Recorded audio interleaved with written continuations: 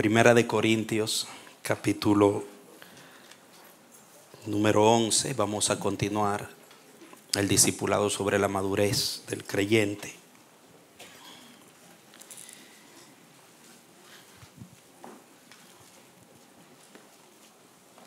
Hemos estado compartiendo con la iglesia este tema, mirando diferentes aspectos que reflejan la madurez del creyente en la carta de Primera de Corintios, aunque fue una iglesia que no manifestó una conducta madura, la mayoría de los creyentes allí, pero precisamente quiere el Señor que veamos las áreas donde ellos quedaron cortos, para que nosotros las evitemos y trabajemos en esas áreas. Eso es lo que yo he entendido cuando el Señor me mueve a dar esta serie de enseñanzas en esta carta, que mirando dónde fueron ellos negligentes y se descuidaron, nosotros podemos evitarlo y trabajar si tal vez, quién sabe, estamos en la misma condición en algunas de esas áreas.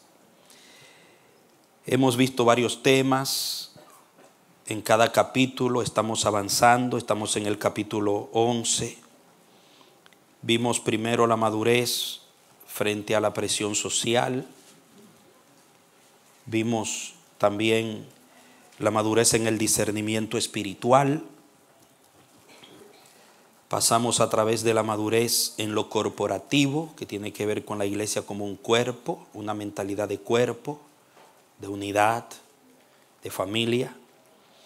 Vimos la madurez en la autoestima, madurez en las relaciones, en el manejo de los conflictos, en las relaciones conyugales,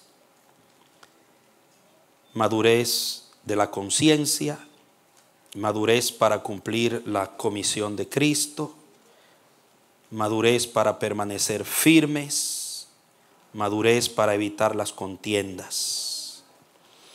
Y hoy vamos a leer en el capítulo 11, verso 27 en adelante. Ahí vamos a ver el tema para esta noche. Dice la palabra del Señor: de modo que cualquiera que coma este pan y beba esta copa del Señor de manera indigna, será culpable del cuerpo y de la sangre del Señor. Por tanto, examínense cada uno a sí mismo, y coma así del pan y beba de la copa. Porque el que come y bebe, no discerniendo el cuerpo, juicio come y bebe para sí.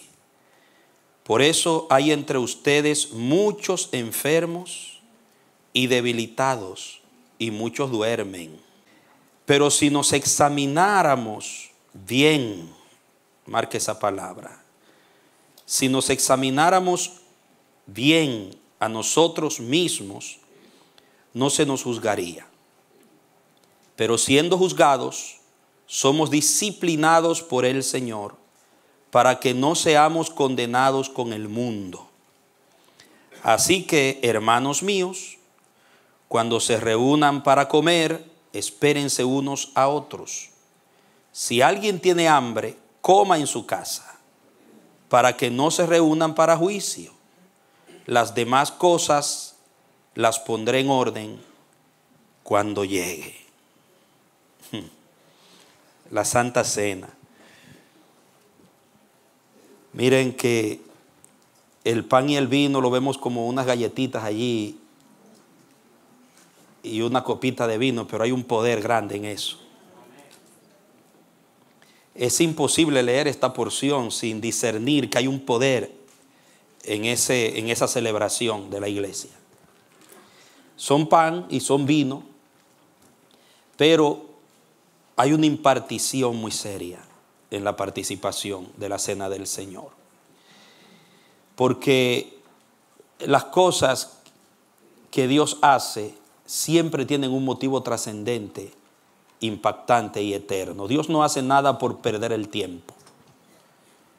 Y cuánto más la obra de Cristo, la obra de la redención. Dice el cuerpo y la sangre. Eso tiene un poder trascendente, un impacto en toda la humanidad, en el mundo espiritual y en nuestras vidas como su iglesia. Que de no discernirlo, no practicarlo sin la conciencia que merece, puede llevarnos a una condición que hasta afecta nuestra salud y puede provocar la muerte. Claro que la intención del apóstol no es crear una atmósfera de miedo en la iglesia, ni de legalismo hermético en la celebración de la cena. Todo lo contrario, cuando vemos en la historia la celebración de la cena, se daba un ambiente festivo muy agradable, muy familiar, donde las familias se reunían todos los domingos, lo practicaba la iglesia primitiva. Hoy lo hacemos una vez al mes, algunas iglesias lo hacen todos los domingos todavía, otras iglesias lo hacen una vez al año, porque el Señor no dio una instrucción de que se hiciera específicamente todos los domingos, sino cada vez que hagan esto, háganla en memoria de mí. Y la iglesia primitiva en la Santa Cena se daba una oportunidad de autoexaminarse, de cómo está mi vida con Dios, cómo está mi vida con mis hermanos, cómo está mi vida en el servicio, cómo estoy yo en mi corazón y cómo estoy conmigo mismo. Era un momento que la iglesia aprovechaba donde se elevaba la oración de la consagración, le llamaban, donde al beber el pan, al comer el pan y al beber el vino, hacían un pacto de consagración donde prometían seguir fieles, seguir amándose como el Señor les enseñó, seguir sirviéndose como el Señor les enseñó y seguir adelante en la obra del reino que Dios les había entregado y no entregar la fe. Hacían ese compromiso. Si había problema entre hermanos, se reconciliaban, se daba un acto de reconciliación, porque era un momento en donde se aprovechaba, comían juntos, antes de ir al ágape que le llamaban, a compartir la mesa, se reconciliaban y había una sanidad en lo espiritual en la iglesia, cada domingo, una sanidad en lo emocional y un fortalecimiento de la fe y de las relaciones en Cristo. ¿Por qué? Porque cuando vemos que se habla de la cruz, en la cruz se dio una obra de reconciliación, donde fue derribada la pared de enemistad, las enemistades, donde se reconcilia a Dios con el hombre con Dios y a los hombres con los hombres. Y ese es el cuerpo de Cristo, una familia. Es donde se redime la familia de Dios. Y eso era lo que se celebraba, era en un tributo a eso que significaba la obra de Cristo. Cuando nosotros leemos el contexto en el que Jesucristo instituye la cena, vemos todo lo que sucedió allí. Tiene que ver con la seriedad de la relación con Dios y la relación entre los hermanos, de la familia espiritual. Vemos que Cristo les lava los pies a sus discípulos y les dice: así ustedes tienen que ser unos con los otros, servirse los unos a los otros. Nadie debe sentirse más grande que nadie. No hay entre ustedes discriminación ninguna, sino que todos sean iguales en mi presencia, en una perfecta armonía del Espíritu. Se escogió el lugar de una casa de un padre de familia. Eso tiene mucho que ver con el sentido de lo que se iba a hacer allí, porque era la redención de la familia de Dios. Porque en el Antiguo Testamento Dios se reveló como el Dios de Israel, el omnipotente, el todopoderoso, pero en el Nuevo Testamento Dios se revela como Padre. Jesucristo lo revela como Padre, y si es Padre tiene una familia. Diga, y eso somos nosotros. Entonces eso es lo que la cruz vino a lograr. Era el sueño del Padre. El Hijo le regaló al Padre su sueño de tener una familia y relacionarse con su pueblo en una dinámica espiritual de paternidad sana. una paternidad espiritual que se reflejara en la iglesia, que costó la sangre. Diga, costó la sangre. Es el precio que fue pagado. Y por eso Pablo, haciendo memoria y pensando en todo lo que significaba esa institución de esa cena y todo lo que pasó allí, Pablo dice que cualquiera que participa de eso sin discernir de qué se trata, miren las consecuencias. Entonces, si nos examinásemos a nosotros mismos, no seríamos condenados, no caeríamos en semejante situación. Lo que implica que lo que llevó a la iglesia a vivir esa situación que se estaba viviendo era una falta de autoexaminación. Y ese es el tema para hoy: madurez para autoexaminarnos a nosotros mismos. Porque se necesita ser maduro para usted autoexaminarse. Usted hacerse una evaluación interna a usted mismo. Se necesita ser maduro. Y yo le digo esto porque hay una clara revelación en la palabra de lo que es la tendencia humana natural y lo que es la tendencia del hombre nuevo, el hombre espiritual. En el hombre natural hay una tendencia lamentable, crítica en nosotros, en todos nosotros, hermanos. Y todavía está ahí. Y por eso es que hay que mantenerse sometido al Espíritu y a la palabra. Y permitiéndole a Dios eclipsar el hombre viejo y desarrollar en nosotros la personalidad del Hijo de Jesucristo, que es el hombre nuevo en nosotros. Porque el hombre natural, el hombre en lo que es su humanidad, necesita un cambio de actitud, no solamente hacia Dios, no solamente hacia el prójimo, sino hacia sí mismo. Es terrible el daño que ocasionó el pecado. El pecado no solo afectó mi relación con Dios y mi relación con mi prójimo, el pecado afectó también mi relación conmigo mismo. Porque el pecado trajo a nuestro ser una semilla maligna de creernos que estamos bien cuando estamos mal, de camuflar la realidad de nuestras vidas.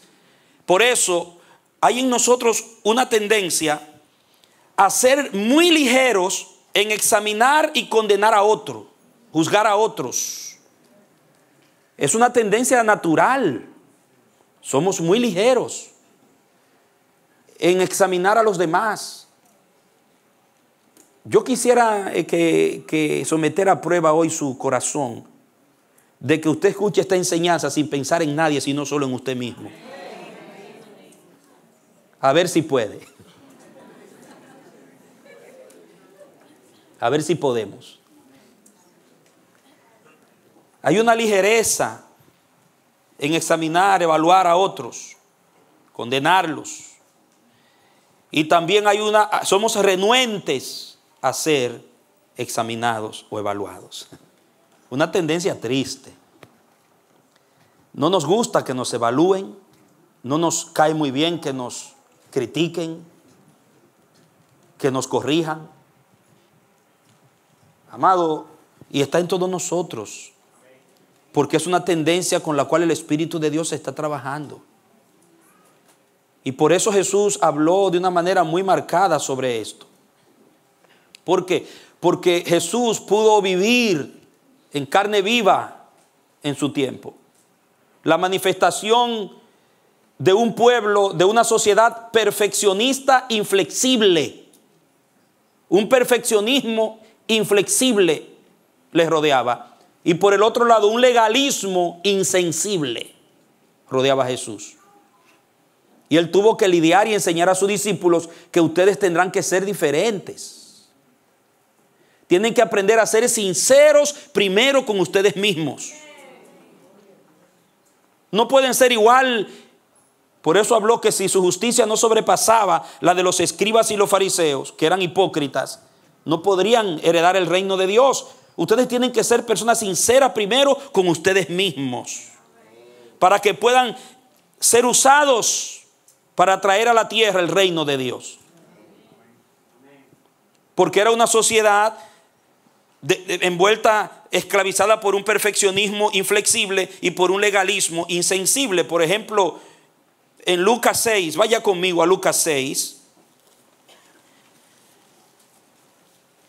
Madurez en examinarnos a nosotros mismos.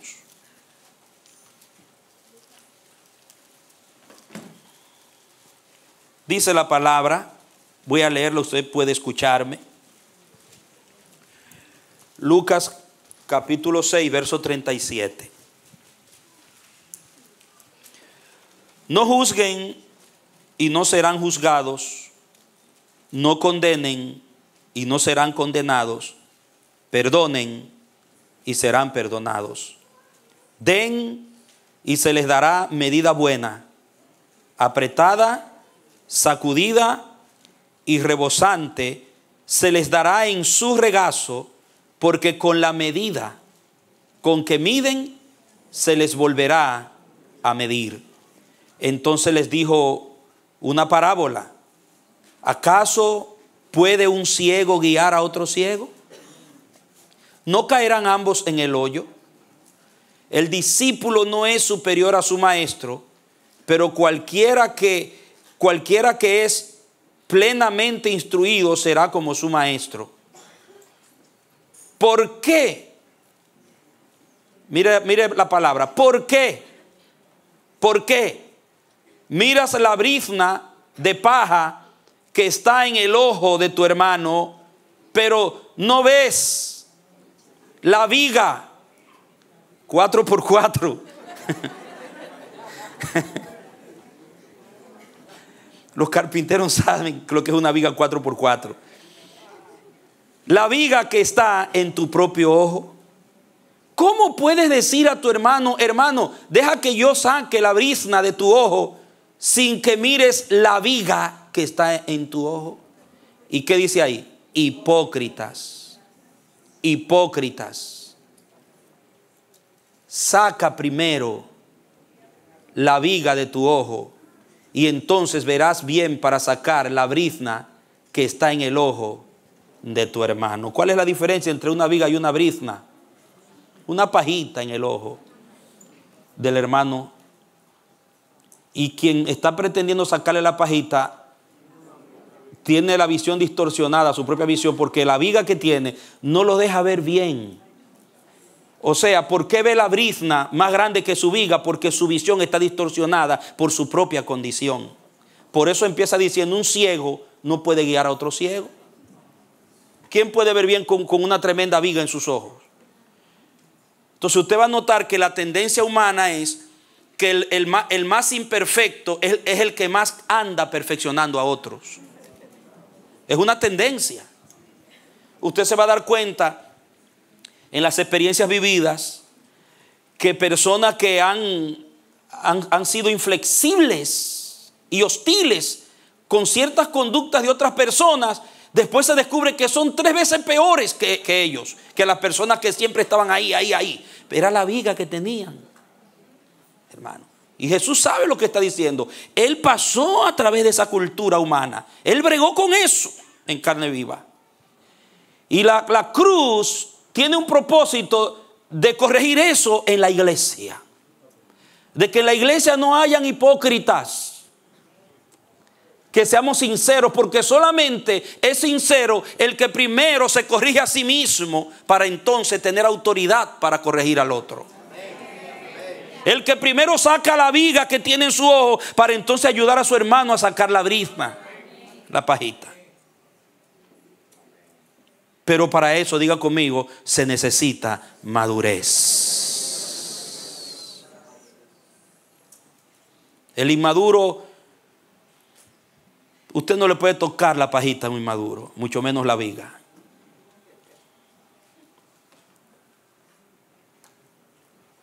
Muy bien. También vemos el caso del legalismo insensible cuando el caso de la mujer adúltera, cuando Jesús les dice, el que de vosotros esté sin pecado, sea el primero en arrojar la piedra. Todos estaban con las manos llenas de piedra para matar a la mujer adúltera, aplicar la ley, amados míos, de una manera hostil. cuando ellos eran tan pecadores como ella, y tal vez algunos aún más pecadores que ella.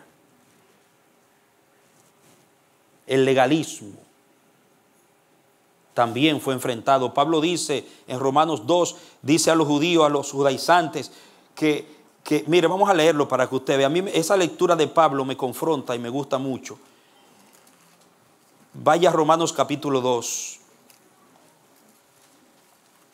Y Pablo sabe de qué está hablando, porque él vivió eso. De ahí lo sacó Dios a él.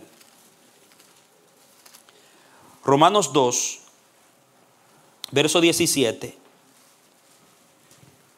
Dice así la palabra, dice: he aquí, tú tienes nombre de ser judío, te apoyas en la ley y te glorías en Dios. Tú conoces su voluntad y apruebas lo que más vale porque estás instruido en la ley.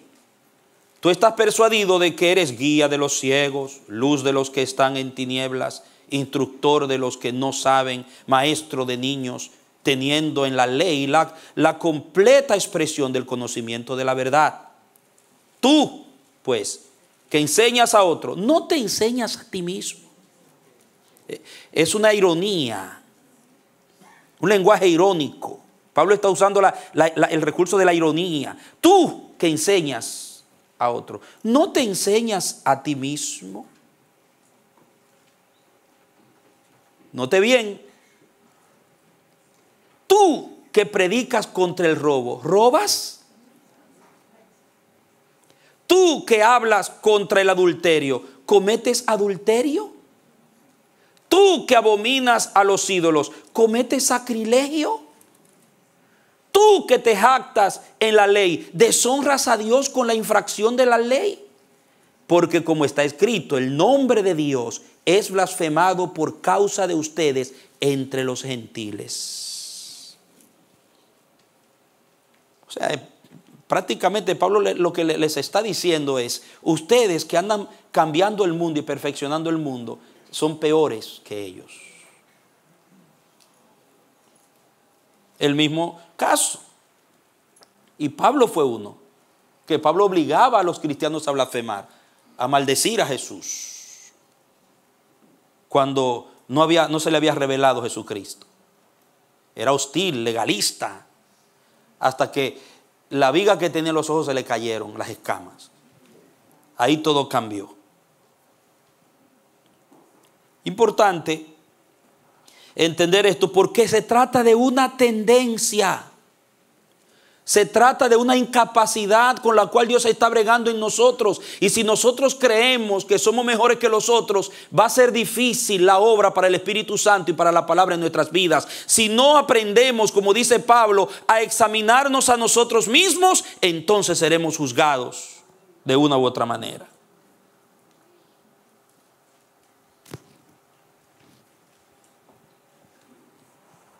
Porque con la medida con que medimos, se nos volverá a medir.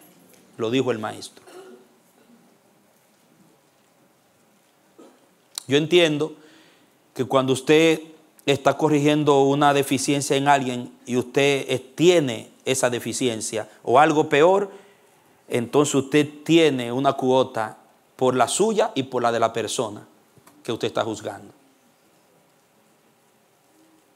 Se hace responsable por ambas, simplemente por juzgar sin primero haberse evaluado usted. Mire, ahí en la iglesia, por esa situación en la Santa Cena, era una situación bien difícil porque los ricos venían y se sentían los bendecidos. Ellos eran los prósperos, los bendecidos en la iglesia de Corintios, según ellos, porque en la cultura griega la riqueza, tener abundancia, era interpretado como el favor de los dioses. Y cuando llegaron a la iglesia, comenzaron a interpretar, como sucede hoy, que han hecho, es lo mismo, la bendición de Dios en base a cosas materiales, a la abundancia que tenían, a la buena casa, el buen traje, la buena comida, la cuenta bien repleta, oro, la plata y todas esas cosas. Para ellos eran que ellos eran los bendecidos y los mimados de Dios. Y los pobres que no tenían que llevar, los pobres que no se podían vestir bien, los pobres que vivían en los ranchitos, los pobres que eran jornaleros, los esclavos, amados míos, porque habían castas sociales. De ahí venían ellos y seguían viviendo en la iglesia la cultura del mundo. Habían plebeyos, habían nobles, habían esclavos. Y querían llevar esa estructura a la iglesia y se estaban comportando en la iglesia según la estructura del mundo. Y Pablo dice, la cruz y el cuerpo de Cristo vinieron a acabar con eso. Y ustedes lo están trayendo a la iglesia. Por eso muchos que no han entendido eso están pisoteando la sangre, burlándose del sacrificio, discriminando a sus hermanos, siendo egocéntricos. ¿Sabe qué hacían? Según la historia, que ellos comían primero rápido antes que llegaran los pobrecitos, porque tenían su grupito que venían temprano y se reunían y se comían su buena comida. Y cuando los esclavos, que dicen algunos historiadores que el domingo era el único día en que algunos esclavos y muchos hermanos pobres podían comer una comida decente, porque ahí en la iglesia la conseguían, porque durante la semana no tenían lo suficiente para comer bien con su familia. Y sin embargo en Corintios no se discernió ese amor, ese ágape, y se hirió al Espíritu de Dios. Se pervirtió el efecto de la cruz que está revelado en la Santa Cena. Y muchos estaban muriéndose, otros estaban enfermos, dice Pablo. Y dice, Dios usa esa disciplina para no condenarlos con el mundo. Note eso. Hay un pequeño documento que he conseguido, un historiador, me pareció muy apropiado y se lo voy a leer. Dice, en sus reducidos límites, habían reducido casi de pasada los problemas sociales que agobiaban a Roma y que siguen agobiando a Europa y al mundo. Habían elevado a la mujer a su debido nivel, restaurado la dignidad del trabajo, abolido la mendicidad, y habían suprimido el estigma de la esclavitud. El secreto de la revolución dada era que el egoísmo de razas y clases se habían olvidado a la mesa del Señor. Cuando en esa mesa del Señor no existían esa diferencia, o no debían existir. Y las iglesias que estaban viviendo el reino y que estaban viviendo el efecto de la cruz, ahí no se veía diferencia en esa mesa. Todos eran iguales, pero en Corintios no. En la iglesia de Corinto no. Y dice aquí que esa revolución se llevó a cabo por el efecto de la mesa del Señor, lo que significaba y lo que se conmemoraba en ese evento. Dice que se había encontrado una nueva base para la sociedad en el amor de la imagen visible de Dios en todas las personas por las que Cristo había muerto. Era el amor visible, el ágape. O sea, Dios se hacía visible alrededor de esa mesa, en esa comida de amor, en esa familia, en lo que sucedía allí. Los de afuera podían ver a Dios, el amor de Dios. Y eso en Corinto se estaba pervirtiendo, porque eso era el efecto de la cruz.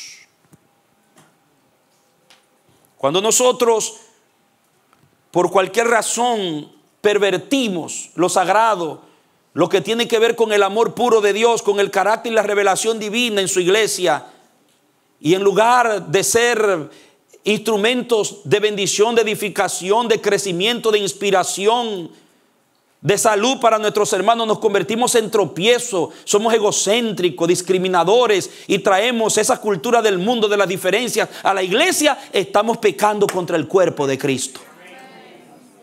Y eso, dice Pablo, es un grave pecado, el pecado contra el cuerpo.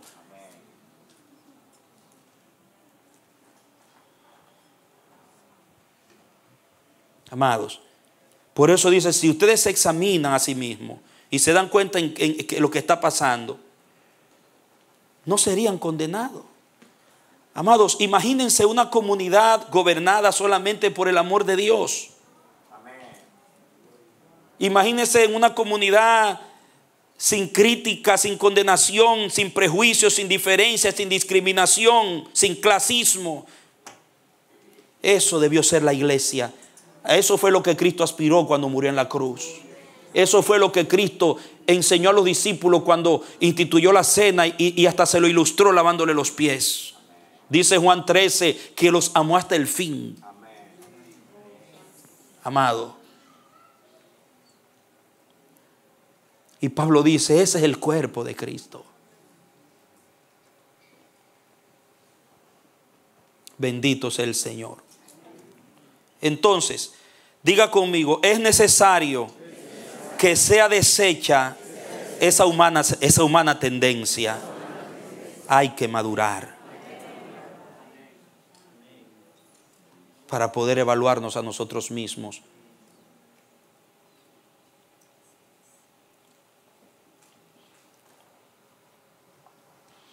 Entonces yo veo que la marca de estos dos tipos de personas, el perfeccionista inflexible y el legalista insensible, es que se caracterizan por una terrible inflexibilidad hacia los demás. Y no solamente son inflexibles hacia los demás, sino hacia sí mismos también. Hay personas que se trazan una meta y no la logran y se deprimen, se sienten mal.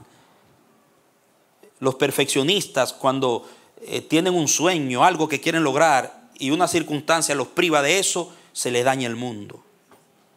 El flexible no, el flexible entiende, no fue la voluntad de Dios, Jehová no quiso, algo mejor tiene para mí. Es flexible consigo mismo, es flexible con la circunstancia. Diga. Y más con los demás. Porque es una proyección. Cuando yo soy inflexible conmigo mismo, soy perfeccionista, lo voy a proyectar en mi trato con los demás. No voy a ser flexible con otros si no lo soy conmigo. Por eso dijo, amarás a tu prójimo como a ti mismo. Un inflexible con los demás. Por ejemplo, Santiago, mi hermano Santiago dijo o hizo algo que a mí me causó un cierto grado de daño a mi personalidad o a mis intereses o a mi reputación. Yo me entero y voy donde él y lo confronto y le digo, Santiago, mira, lo que dijiste me ha hecho daño, de verdad que no me agrada lo que hiciste. Y él, que no lo hizo tal vez con una intención directamente para hacerme daño, se humilla y me dice, Pastor Manolo, perdóneme, de verdad, no pensé que eso pudiera llegar a ser tan grave, perdóneme. Y yo le digo, bueno, yo sí, pero no fue fácil, ¿no? ¿Te entiendes? En lugar de decirle, abrazarlo y decirle, está bien, manito, te perdono, no lo vuelvas a hacer, yo te amo, hay que tener cuidado. No, bueno, mira, se la pongo difícil.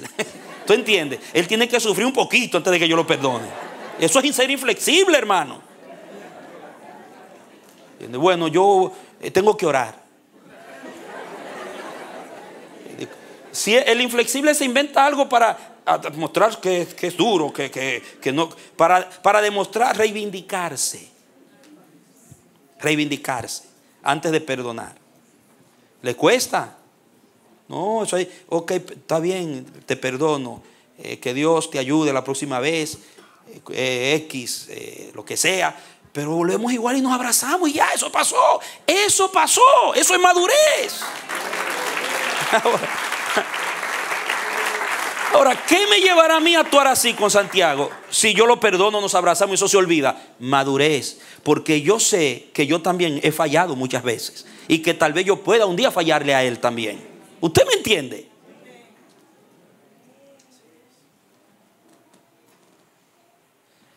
Pero la tendencia humana, la tendencia del ser caído es lo contrario.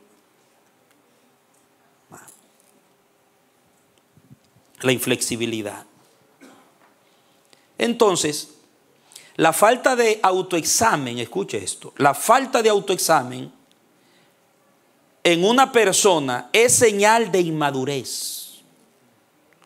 Cuando a una persona le cuesta autoevaluarse primero él antes de atacar a otro o de corregir a otro, es ligero primero en examinar a otros, condenar a otros, juzgar a otros, evaluar a otros, es renuente a ser examinado, evaluado y corregido, esa persona está dando señal de que es inmaduro. ¿Y por qué le digo esto? Porque en Gálatas 6, capítulo 6, verso 1 dice, cuando alguien es sorprendido en una falta. Dice, vosotros los que sois ¿qué? Espirituales. Y eso tiene que ver con ser maduro. ¿Qué dice? Restauradle con espíritu de mansedumbre, considerándote a ti mismo. O sea, eso es madurez. El espiritual, antes de corregir a alguien, se considera a sí mismo para ir en un espíritu de amor y de restauración. No es como Moisés, déjame ver lo que hay en la visión. No. Él se quita la sandalia primero. Primero se quita su sandalia y después va a restaurar. Tómelo como una ilustración. No se va ligero a corregir el mal porque yo soy el que sé, soy el espiritual, yo soy el... No. Y miren, créanme, hay personas que ellos se creen que tienen el ministerio de corregir. Créanme lo que se lo digo. Y se lo digo en serio. Han confundido el don de exhortación con corrección. Que andan corrigiendo a todo el mundo. Que ellos son los que siempre están mirando el pelito en la leche. Donde quiera que están, donde quieran que van, con la persona que andan, siempre le consiguen el pelito a la leche. Están fijando dónde está el pelito en la leche. Hay personas que son así. Una tendencia. Y los que están llenos de pelitos son ellos. En la leche, en la olla, en el café.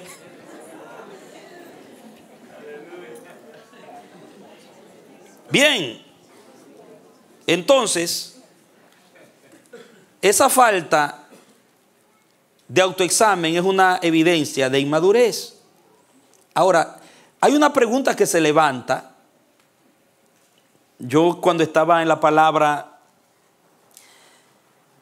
a veces me retiro un rato y comienzo a orar, que el Espíritu me siga llevando cómo ordenar las ideas. Y en uno de ese echar un poco hacia atrás y distanciarme, dejar de escribir, se levanta esta pregunta: ¿bajo cuál estándar nos autoexaminamos? ¿Quién pone el estándar en tu autoexaminación? Hermano, y esto es fundamental. Porque si tú te vas a autoevaluar según tus propios estándares, siempre tú vas a estar bien.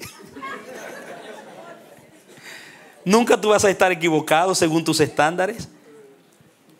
Y usted sabe por qué la mayoría de la gente siempre están correctos ellos. Nunca están equivocados. Porque ellos se autoevalúan según sus propios estándares. No con el de Dios. Y en el reino de Dios, el cristiano, el creyente maduro, jamás se va a autoexaminar siguiendo sus propios estándares. Va a abrir el corazón al escrutinio del Espíritu por la palabra. Va a someter su corazón a lo que la palabra dice, a lo que Dios dice, al estándar divino.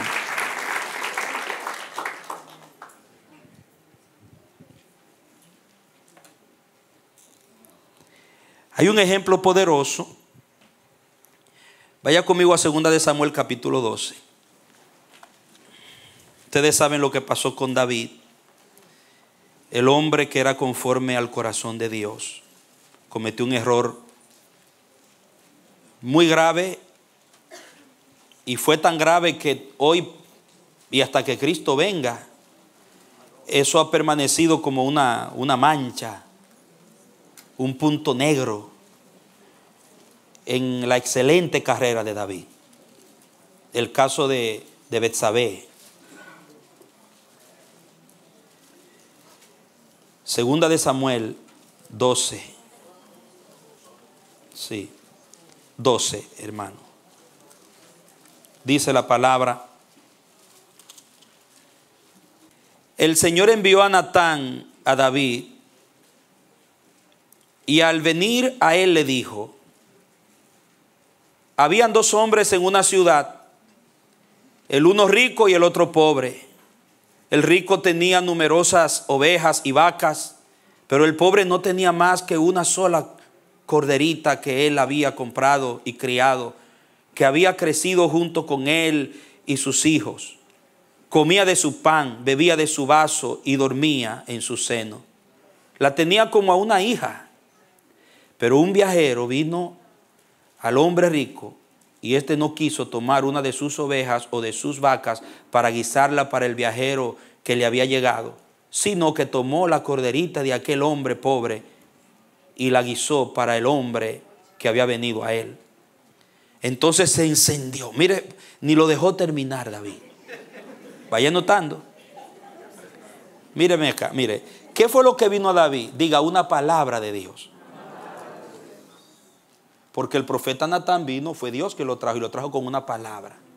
Note bien que lo que viene David es una palabra para llevar a David a una autorreflexión. Pero ¿cómo lo hace? Porque David estaba normal, hermano. Había matado a un hombre, había vivido con su mujer, lo había asesinado, había cometido un crimen atroz en Israel. Y estaba sonante y campante. Bueno, así se veía públicamente David. David se mostraba como que todo había escondido el pecado, tenía el pecado oculto. Y seguía gobernando, seguía mandando rayas, seguía dando órdenes, hasta seguía adorando, hermano. Pero en su vida privada, vamos a ver, David estaba que no servía en su vida íntima. Pero el pecado tapado ahí. Y Dios le manda esa palabra a través del profeta y le da una ilustración perfecta. Y David inmediatamente escuchó, de una vez dijo, entonces se encendió en gran manera la ira de David contra aquel hombre y dijo a Natán, vive el Señor, que el que hizo semejante cosa es digno de muerte. El verso 6 dice, él debe pagar 4 veces el valor de la corderita, porque hizo semejante cosa y no tuvo compasión. Ahí se levantó la tendencia. Esa es la tendencia que está hablando ahí. La tendencia natural humana del hombre. Ligero para condenar. Ligero para juzgar al otro. Y oiga, tiene que pagar 4 tantos. ¿Usted se da cuenta? Que el que está peor, él es el que más condena.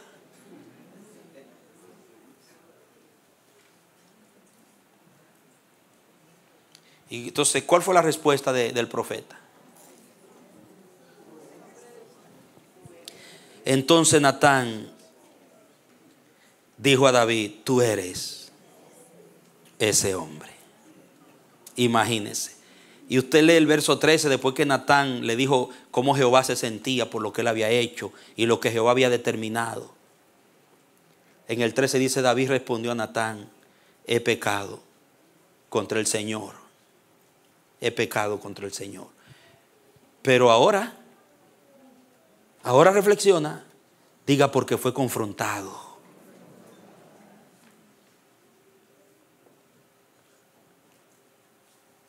Terrible la humana tendencia. Pero ahora David entra en una nueva dimensión. Cuando fue confrontado con el estándar de Dios, él entra en una nueva dimensión. ¿En qué sentido? Yo veo aquí que David todavía era un rey inmaduro.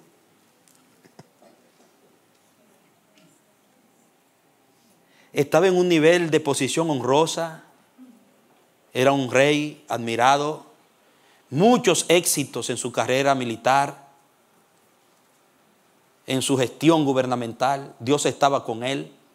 Pero David era todavía un hombre inmaduro. David no había llegado al nivel de autoexaminarse a sí mismo a la luz del estándar divino.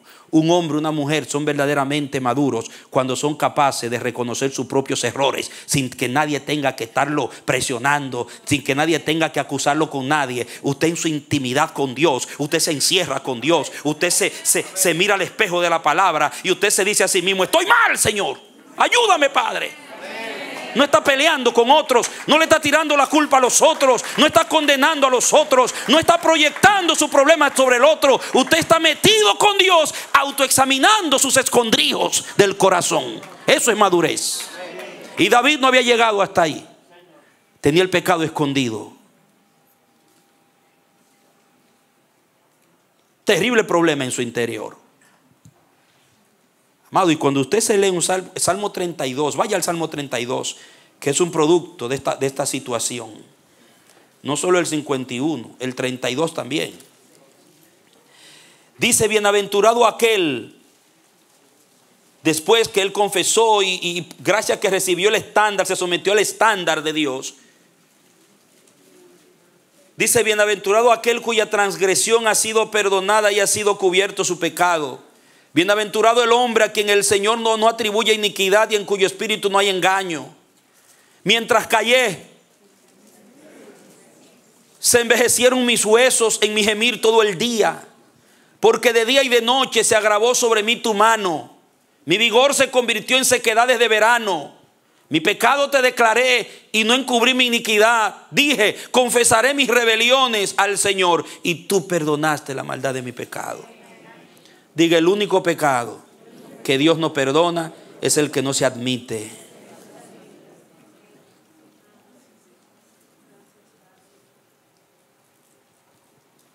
Y usted dirá: ¿y la blasfemia contra el Espíritu Santo? Un cristiano verdadero no blasfema contra el Espíritu Santo.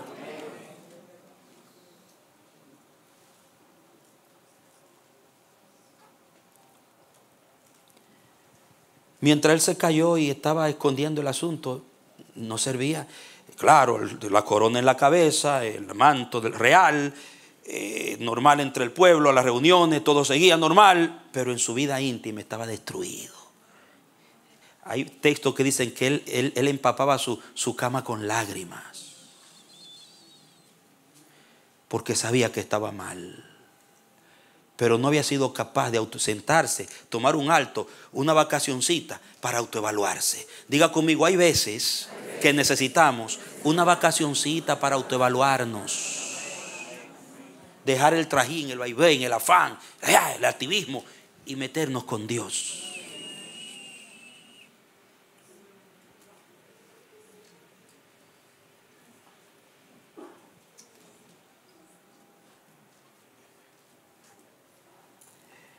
Conocen el Salmo 51 también. El 139. Examíname, oh Dios, pruébame y conoce mi pensamiento. Y ve si hay en mí. Se sometió al estándar de Dios. Primero, yo veo que primero David estaba sometiéndose a sus propios estándares. Y mientras él estuvo autoexaminándose con sus propios estándares, fue liviano consigo mismo, fue indulgente consigo mismo.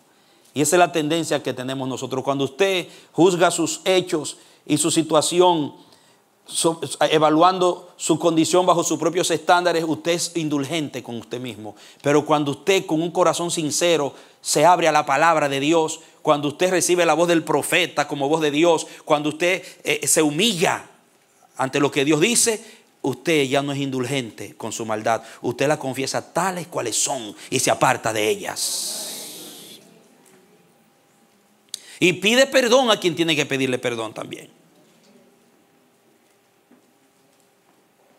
El problema que tenemos, que es obvio en la iglesia, es que la mayoría de nosotros preferimos nuestros propios estándares en nuestra autoevaluación. Oiga, esa tendencia natural, adánica, satánica, es tan perversa que una palabra que te da en el punto, ¿qué hacemos con esa palabra? La desechamos. Generalmente la desechamos. No queremos oír lo que nos molesta. No queremos, oiga, y más esta generación en la que estamos viviendo, no queremos escuchar la corrección. No somos una generación amante de la corrección. Queremos que todo el mundo nos diga que estamos bien, amados. Queremos que todo el mundo nos haga sentir bien. Que todo el mundo nos dé una palmadita por la espalda y nos diga: sí, así, que tú estás bien. Eso es lo que queremos. No queremos la corrección que nos sana, que nos cura, que nos restaura, que nos alinea con Dios, que nos alinea con nuestro prójimo, que nos hace ser personas sinceras y reales y auténticas ante Dios y ante la sociedad en la que vivimos. Preferimos la hipocresía.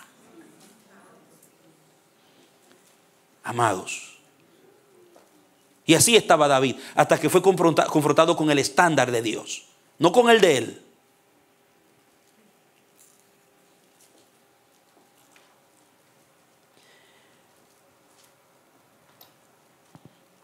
Diga conmigo, nuestro propio interior es el primer objetivo de una palabra de Dios.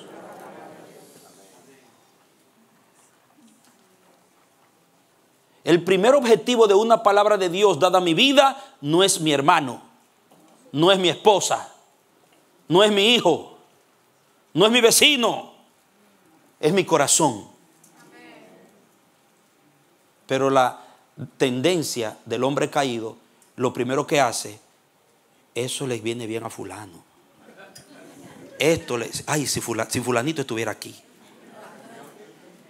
Y a veces tú ves que las esposas están al lado del esposo y le hacen así. A veces sucede en una predicación, yo lo he visto desde aquí. Y hay esposos que han hecho lo mismo también. Hay algunos que han sido tan explícitos que le hacen así.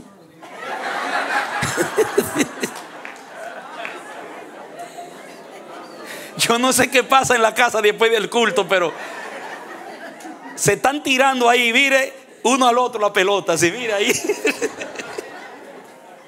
No, hermano, si te dio, pues acéptalo. Baja. Qué lindo cuando tú haces así. Y esto lo hacemos poco, mire. Nos vemos más bonitos así.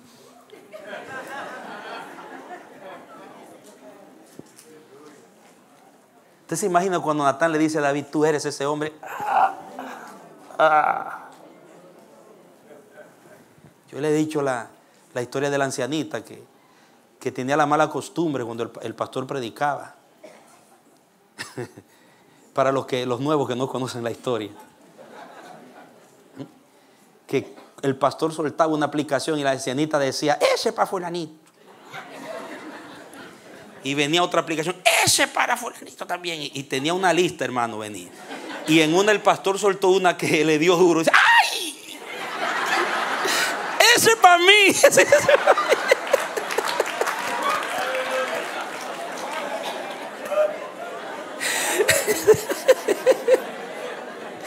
Le dio en el mismo centro, hermano. Dice, ¡ay! Ese para mí. Dice.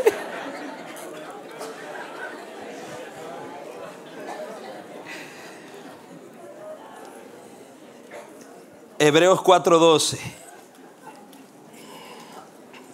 Hebreos 4:12. La palabra, el primer objetivo de una palabra de Dios es mi interior, mi propio corazón. No es para que yo la agarre y esté pensando en otro, es para que yo me la aplique primero. Amado. Y esa es la gran responsabilidad de nosotros los pastores, que no es fácil. La gente piensa que ser un pastor, ser un predicador es tarea fácil. Cuando Dios te da un sermón, te está confrontando a ti primero. El primero que te miras en el espejo eres tú. Y a veces, hermano, créame, hay sermones que yo he decidido no predicarlo, porque no estoy bien ahí. Créame. Y me confronta el espíritu, tú no estás listo para hablar de eso. ¿Y a qué predicador no le pasa?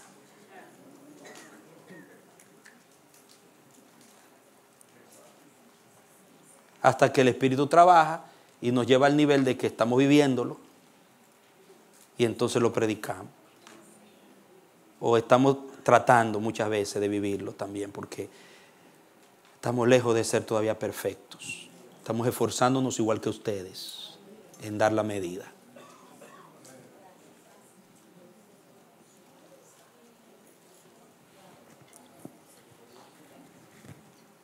Dije Hebreos 4, ¿verdad? 12. Mire el texto, un texto muy conocido. Dice, porque la palabra de Dios es viva y eficaz y más penetrante, dice mi versión, que toda espada de dos filos. ¿Qué hace? Penetra hasta partir que el alma y el espíritu, las coyunturas y los tuétanos. ¿Y qué hace? Discierne, examina los pensamientos y las intenciones del corazón. santo. Lo primero que persigue la palabra cuando te es ministrada es tu propio corazón, no el del otro que está al lado tuyo. Cuando estás en tu devocional, cuando estás en tu lectura bíblica, cuando estás escuchando la predicación, Dios te quiere hablar a ti.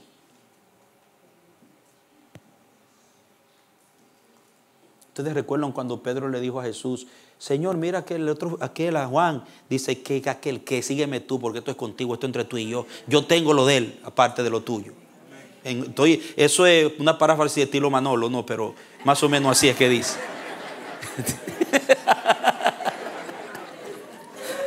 Sí, Pedrito queriéndole tirar la cosa a Juan, dice: no, estoy contigo ahora.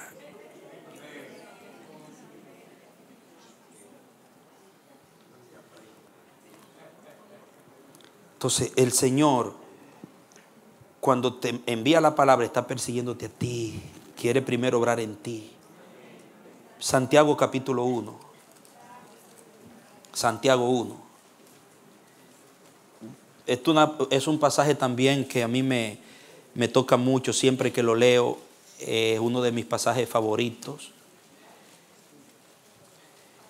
desde mi juventud.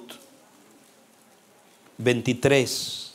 Dice el verso 23: porque cuando alguno es oidor de la palabra y no hacedor de ella, este es semejante al hombre que mira su cara natural, ¿dónde? En un espejo. Diga, en un espejo. Levante la palabra, diga: aquí está el espejo.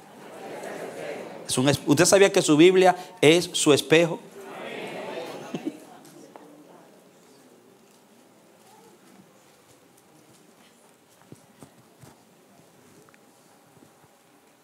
¿Cómo se le llama la palabra? Un espejo. Pablo dice que miramos en ese espejo y somos transformados.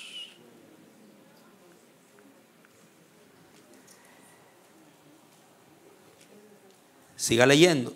Se mira, ¿cómo? ¿Cómo se mira? A sí mismo, porque es un espejo. Cuando usted se mira en su espejo, ¿sale su hija? ¿Sale usted? Y oiga, y usted no puede inventar un espejo que le diga lo que usted quiere oír y que le muestre lo que usted quiere ver. Si no, no es un espejo. El espejo le va a mostrar la realidad de cómo usted está. Si está desgreñada, se va a ver desgreñada en el espejo. Si le están saliendo arruguitas, ahí van a salir las arrugas.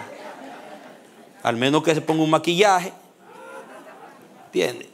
Para verse bonita en el espejo. Pero si se ve cuando se levanta, ahí va a ver la realidad. Diga: el espejo nunca miente. Usted no dice de que: ay, pero qué arrugadito me estoy poniendo. Dios mío, las paticas de gallina. Voy a comprar otro espejo. No, hermano, dése el tratamiento usted de que deje el espejo quieto. No es por nada que el Espíritu compara la palabra con un espejo, porque es que la Biblia usted no la puede cambiar. Cuando viene una palabra de Dios, es usted quien tiene que cambiar, no es la palabra de Dios.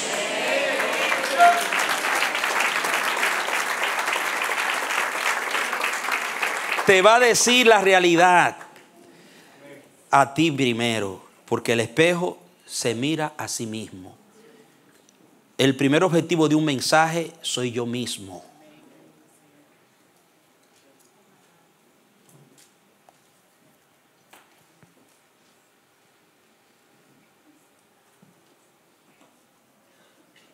Importante entender esto. Y se marcha, ese es el que no la practica. Y se marcha y enseguida olvida cómo era. Ese es el que no practica la palabra, el que no se aplica a la palabra. El que se la aplica es lo contrario. Se mira a sí mismo y cambia, la aplica. Pero diga: eso lo hace el maduro.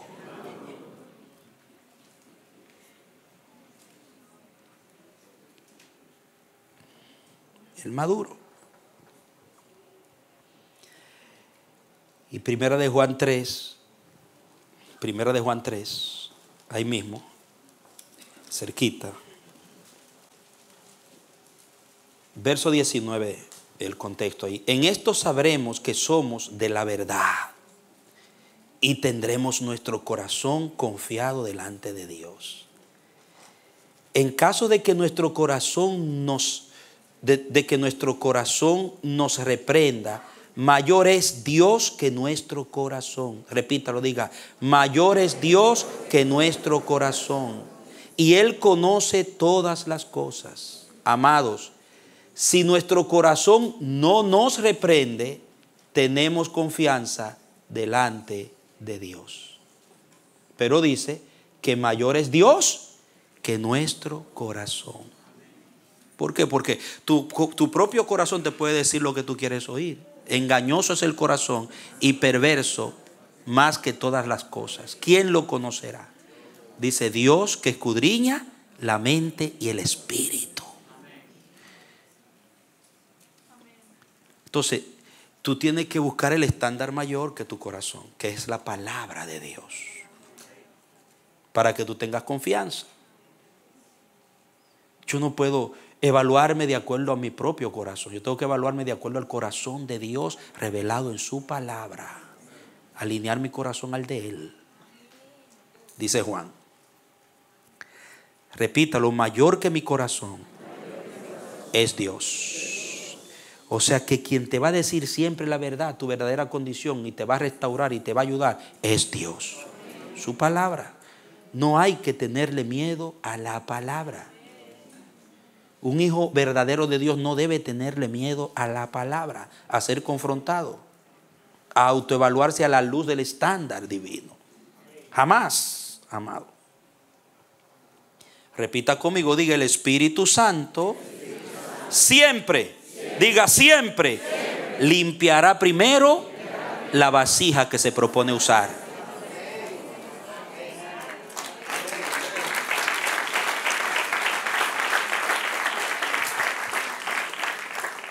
Si Él quiere que tú le vayas a sacar una pajita a un hermano, primero te va a señalar la viga que tú tienes. Mira, te tengo una misión, vas a sacar pajita hoy. Mírate al espejo y chequea tus propios ojos, porque vas a sacar pajitas. Te llevo a sacar una pajita. ¿Qué hace? Te va a trabajar contigo primero. Y así fue siempre. A Moisés, antes de enviarlo, dijo, quítate tus sandalias, porque vas a tratar en terreno santo. Eso tiene una connotación. No va a ir en tu propia forma, a tu propia manera, en tus propios caminos. Va a ir como yo quiero. Dios trató con Moisés primero. De hecho, iba de una manera ligera a confrontar a Faraón. A un Faraón desobediente en extremo, sin haber primero estado él en obediencia completa en su propia casa. ¿Y qué hizo Dios? Casi lo mata. Eso fue una confrontación. Y ustedes conocen la historia, que si Séfora no agarra un cuchillo de un pedernal afilado y le corta el prepucio a uno de los hijos que estaba sin circuncidar y le tocó los pies, dice, con el pedacito de carne ensangrentado. Ahora tú me eres un marido de sangre. ¿Quién sabe lo que había pasado en esa casa, que no se había obedecido completo? Porque los otros lo habían circuncidado, pero ese todavía estaba ahí, aguantado.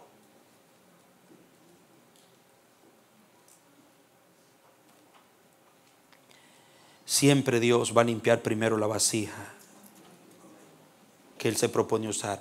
¿No le dijo Pablo a los pastores cuando los reunió en Mileto y les encargó la iglesia? Dice, tengan cuidado de vosotros mismos y de la iglesia y del rebaño sobre el cual el Espíritu Santo os ha puesto, la cual Él compró con su propia sangre. Tengan cuidado primero de ustedes mismos para que puedan cuidar la iglesia. ¿Se imagina? ¿Cómo puedo yo cuidar la iglesia si yo primero no estoy cuidándome a mí mismo? Y es lo que muchos están tratando de hacer. Ellos no se cuidan a ellos mismos y quieren cuidar un rebaño.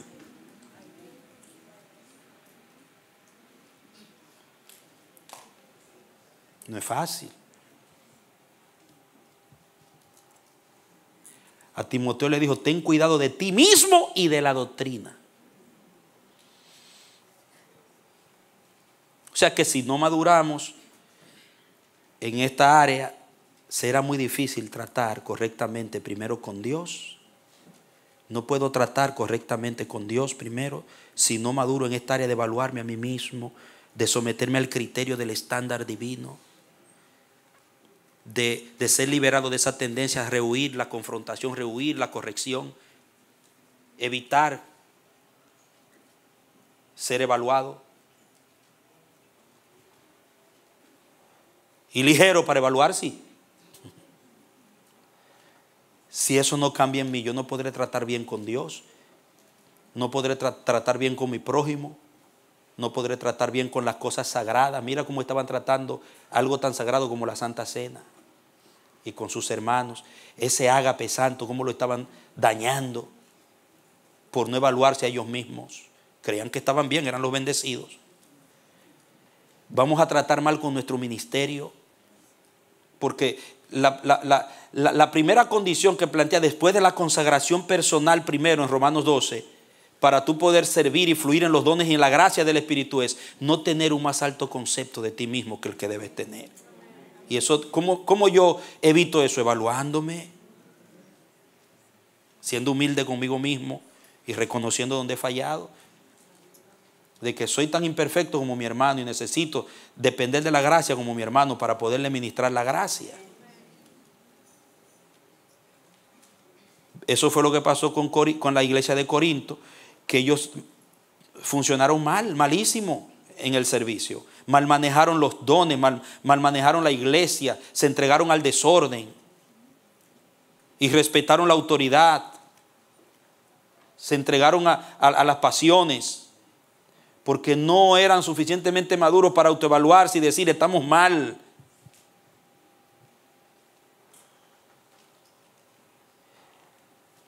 Es imposible tratar bien con Dios. Es imposible tratar bien con nuestro prójimo. Es imposible tratar bien con las cosas sagradas. Es imposible tratar bien con nuestros ministerios y servicios. ¿Por qué? Porque el Espíritu Santo no opera desde nuestra hipocresía. Jamás va a operar el Espíritu Santo desde nuestra hipocresía. El Espíritu Santo va a operar desde nuestra franqueza, desde nuestra transparencia, desde nuestra honestidad, desde nuestra humildad. Amados míos, no te exige que seas ya perfecto, pero sí que estés sometiéndote humildemente al perfeccionamiento progresivo de Cristo.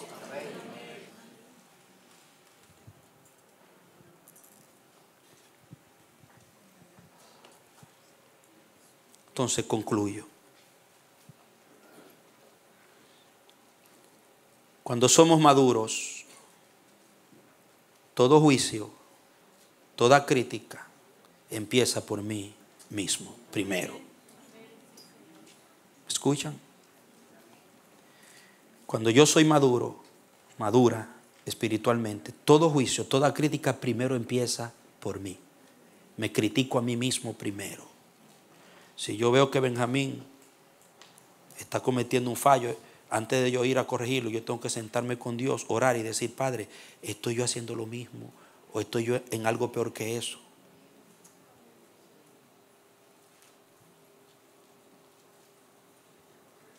Entonces, cuando yo corrijo eso, voy en autoridad del Espíritu y en amor, porque me he considerado a mí mismo. Pero la ligereza de arreglar al otro, arreglarlo todo, cuando yo ando todo desarreglado, eso es lo que hace daño, hermano. Porque el Espíritu no va a operar desde nuestra hipocresía. Entonces, cuando somos maduros, todo juicio, toda crítica empieza primero por mí. Si no empezamos por nosotros mismos, estamos descalificados para corregir a otros. ¿Me escuchan, amados? Si no empezamos por nosotros mismos, estamos descalificados para corregir a otro.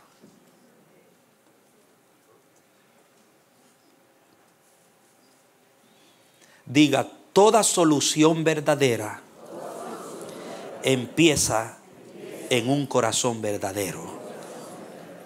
Repítalo, toda solución verdadera empieza en un corazón verdadero. Alabado sea Dios.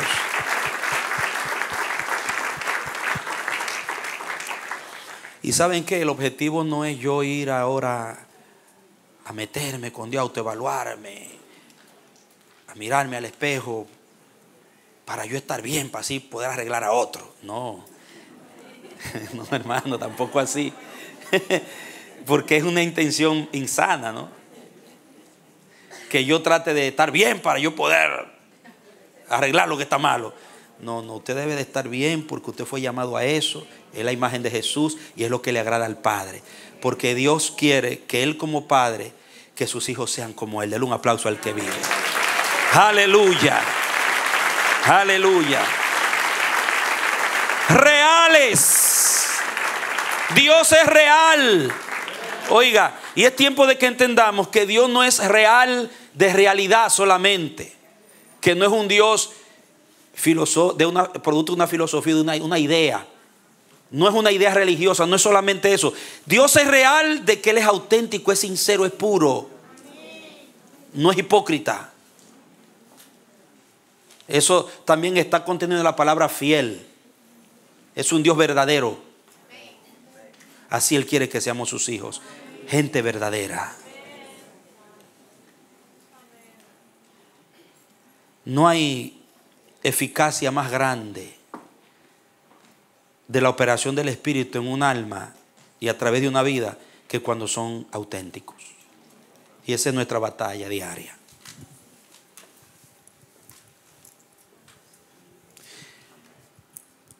Nunca nos creamos que somos mejor que los demás, ni que por creernos mejores podemos corregir al otro. Si lo va a hacer, hágalo como dice Gálatas, evaluándose a usted mismo y con amor verdadero. Señor, muchas gracias. Ojalá que estas enseñanzas puedan lograr el objetivo de tu corazón en nuestras vidas, en mi vida, en la vida de la congregación y de todos aquellos que puedan llegar a oír estos mensajes. Porque tú estás preparando un pueblo estable, constante, maduro para administrar tiempos que ameritarán madurez. Tú nos has hablado y nos sigues hablando sobre lo que hay en tu corazón en los tiempos por venir. Estaremos administrando niveles, cosas, tiempos, recursos de Dios, para lo cual necesitaremos estar en otro nivel. Y queremos que tú hagas estas palabras vida en nuestro espíritu, en nuestras vidas. Que podamos volver a oír y a reoír estas enseñanzas y todas las demás que nos estás dando a través de nuestro pastor sobre la justicia. Porque de una manera magistral de tu corazón todas estas enseñanzas están alineadas unas con otras. Porque tú te estás proponiendo algo tremendo con este pueblo. Nosotros estamos abiertos, Padre. Nosotros estamos como aquel profeta que te dijo: heme aquí, envíame a mí. Queremos ser formados, queremos ser perfeccionados, queremos ser llevados al nivel que tú quieres llevarnos para el tiempo que viene. Como nos dijiste el domingo, que tú quieres llevarnos a un nivel de obediencia que pueda confrontar y someter la desobediencia que impera. Oh Dios, que tu palabra, Dios Padre, que es eterna, no sea tomada livianamente por nosotros. Que seamos muy atentos y que demos el valor que tiene a tu palabra. Gracias te damos por hablarnos, por enseñarnos. Gracias que podemos abrir el libro sagrado que nos has dado y podemos meditar en él y perseverar en ella. Señor, gracias, gracias. Ayúdanos a ser maduros y a ser capaces de autoevaluarnos más y de mirarnos más, darnos una mirada hacia adentro más a menudo en nuestras vidas. Porque ese es tu deseo, para formar tu propósito en nosotros y a través de nosotros. En el nombre de Jesús. Amén. Aleluya. Amado pastor. Gracias. Amén. Somos bienaventurados porque somos expuestos a la palabra del Señor. Amén. Mirando como un espejo la gloria de Dios, somos transformados. Amén. En el espejo de la palabra nos miramos y en la gloria de Dios nos transformamos. Amén. Vamos a salir de aquí a a vivir esa palabra. Vamos a cantar, amados, y nos vamos con la bendición del Señor. Señor amado, en nombre de mis hermanos,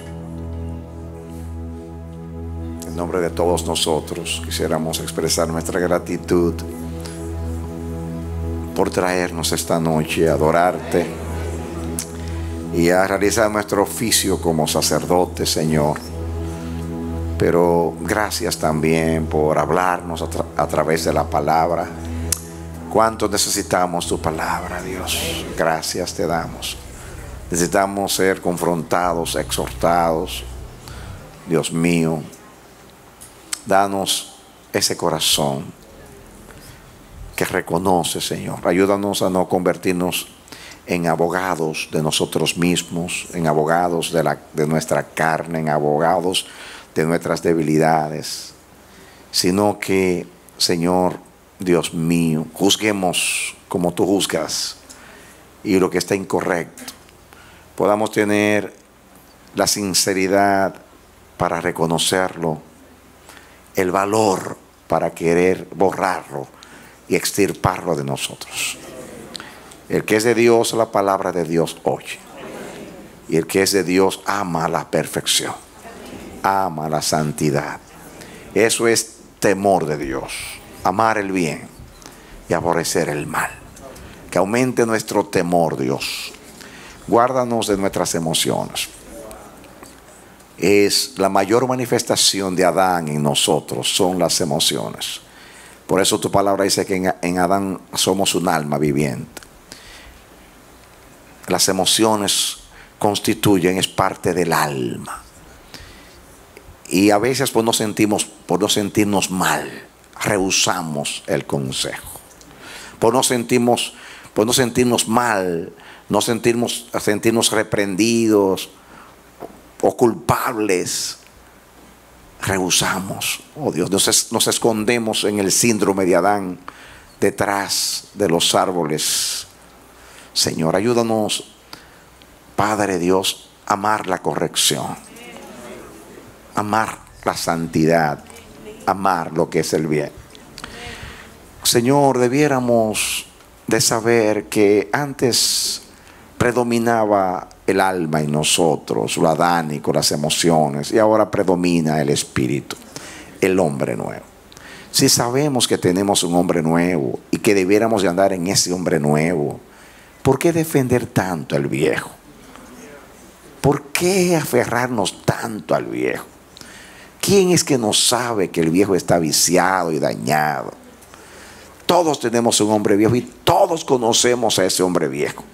Sabemos que no va a cambiar ni quiere cambiar. Sabemos que es una vergüenza. Nadie se atreve a proyectar la conducta y las intenciones perversas, Señor, del hombre viejo. Nadie.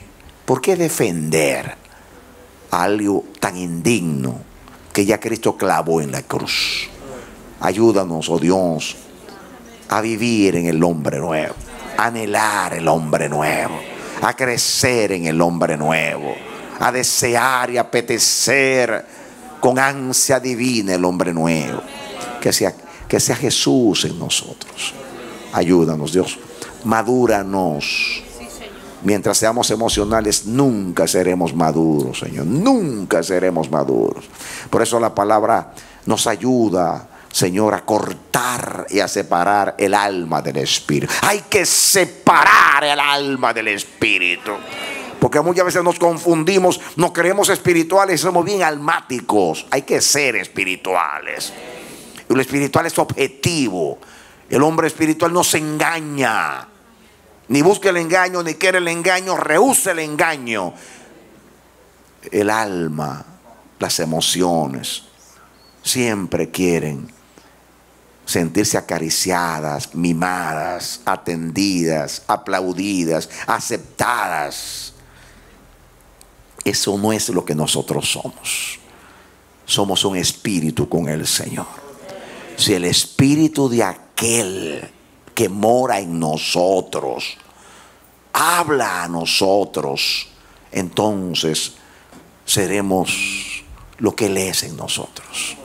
Llévanos bien a nuestros hogares, confrontados con la palabra, a vivirla, Señor, a vivirla, Señor, a vivirla, Señor, a decirle al Espíritu: yo soy ese hombre, yo soy ese hombre, yo soy ese hombre malo, perverso, yo soy ese hombre que tiene tendencia al mal, yo soy ese hombre que se quiere esconder, yo soy ese hombre que yo mismo aborrezco.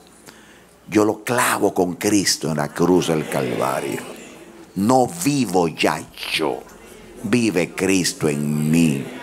Danos esa madurez, danos esa espiritualidad, si se puede llamar así, Señor, en el nombre de Jesús. Entonces seremos perfeccionados, porque nadie que acepte el diagnóstico va a desear la medicina.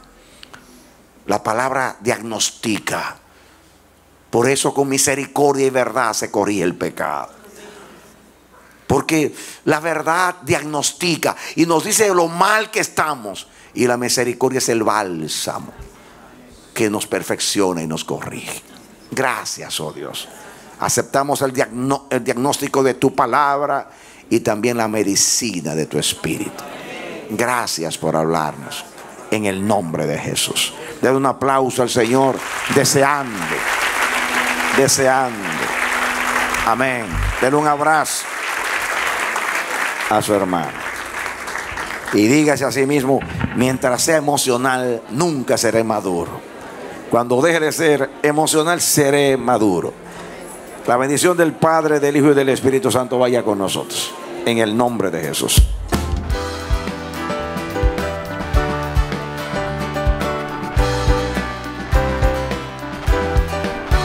Este ha sido su programa Voz de Restauración. Si desea comunicarse con nosotros, escríbanos al P.O. Box 70, Bronx, New York 10473, o visita nuestra página web www.elamanecer.org. Nos despedimos hasta la próxima. Que Dios te bendiga.